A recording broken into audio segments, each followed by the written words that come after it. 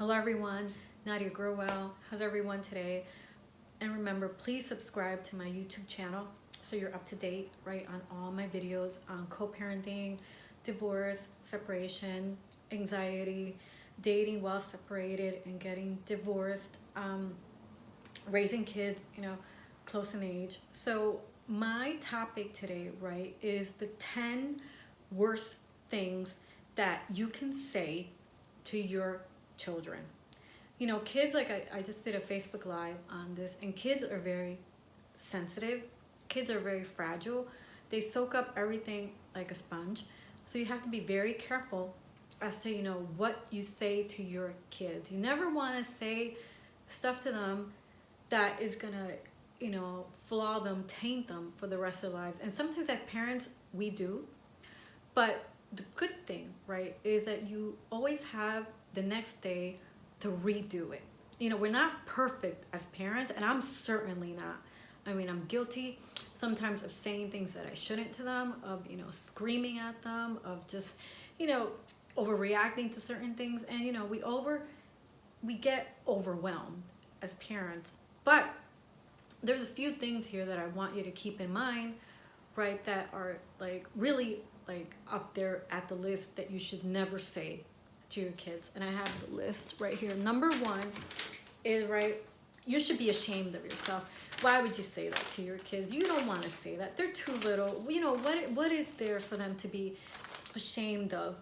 Really, like I said, they're little kids. They're not aware sometimes of, what they're doing. That's why you're there as a parent, to teach them, what they should do and what they shouldn't do, what's right and what's wrong. What are they to be ashamed of? They're small. If they're babies, they're toddlers, they're preschool kids, and not a good thing to say. So just don't, say that to them. The second one, don't be so sensitive. Kids are sensitive to begin with. If you look at them the wrong way, they cry. If you say the wrong thing, they cry. If you do the wrong, they cry. One of my kids, Ava, is like that. If I gave her this look, Mommy, why'd you give me that look? Why do it's so mean? And then she falls apart and start crying. So you imagine, like, if every time I said to her, right, don't be so sensitive, she would bottle up. That's what would happen. Like, she would stop feeling things. She would bottle up. She would hide her feelings. She wouldn't cry anymore. And she would become like a very desensitized person. So they're sensitive. They just are. They're sensitive to your reactions, to what you say to them, to, what you do. And that's just who they are. They're little kids. They have a lot of feelings.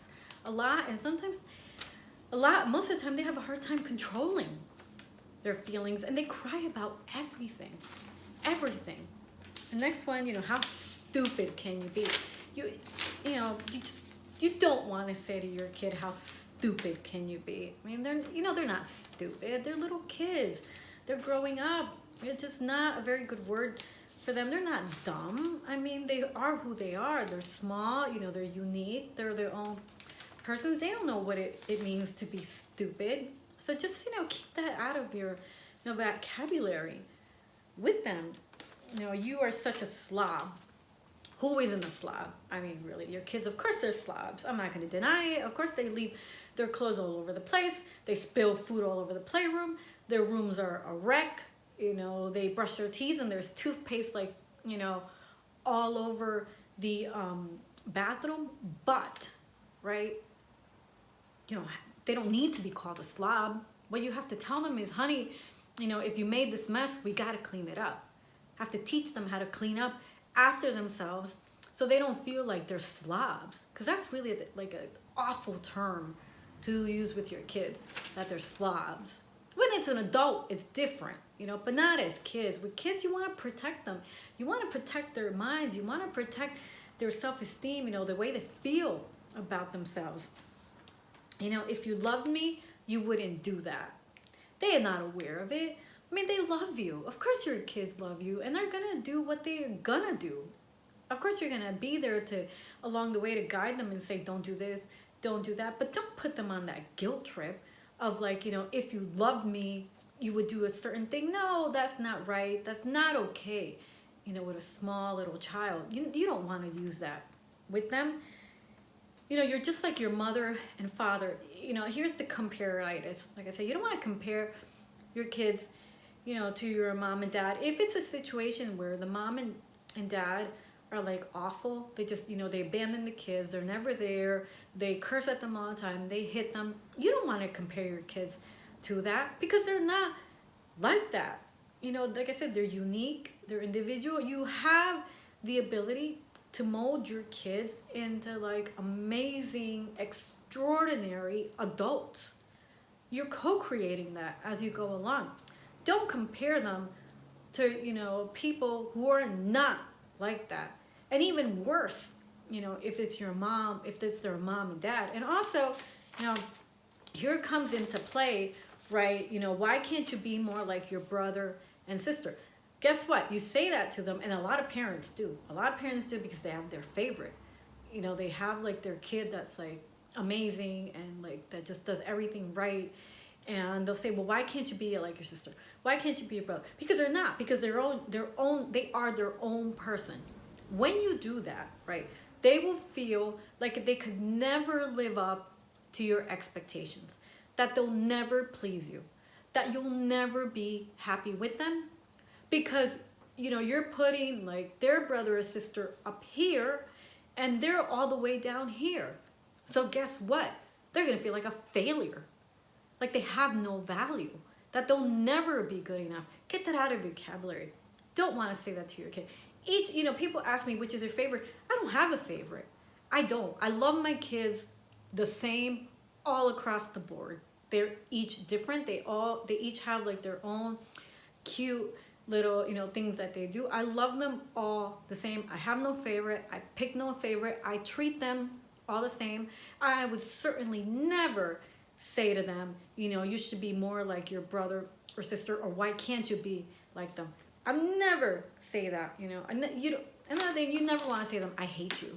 You don't want to tell your kids you hate them, because they're going to believe it. They're going to believe it, and, they're going to grow up thinking, my parents, don't love me, they hate me, I should have never been born, I should never be in this world, they're not going to want to be around, they're going to feel like they never fit, they're going to say, well, who loves me? If my parents hate me, then everyone hates me, the whole world hates me. They're going to feel like they don't belong in this world. It's really not a good thing. It's awful. It will taint them for a long time. It will flaw them. It will just like, they'll have like a lifetime of depression over it, and they'll end up, with a therapist for years and years and years trying to fix that damage that you created with them. And the last one, like I said, is I'm sorry I ever had you. I talked briefly about this in my other video, and I'm going to touch on this now. For the moms and dads out there, right, who feel like they would not be good parents and they just don't want to be kids, that's okay. You shouldn't feel guilty about it. You're doing a big favor to yourself and to the kid that you would bring into this world that you really didn't want. There's nothing wrong with admitting that you would not be a good parent, that you don't want kids. It's not being selfish. It's not saying that, because you're not a mom, you're not a complete woman. That's complete nonsense. It is. Some people are just not parent material. Some people should never be parents. They just shouldn't. Just shouldn't, because what happens when you have kids and you really didn't want them, you resent them, you just never pay attention to them, you abandon them, you let them do whatever they want, they end up in the streets, you're never there for them, and it's not fair to the kid. It really isn't fair to the kid. So, that's one thing to think about, but don't ever say to your kid, I should have never had you. They're gonna say, well, I was a mistake. And even worse, to their mother, which is like the most important person in the world next to their father. My God, I feel horrible that my mother doesn't want me, that she never wanted me, that, why am I in this world then if my mom doesn't want me? That's like a recipe for, like I said, lifelong trauma for the child. They will have awful relationships.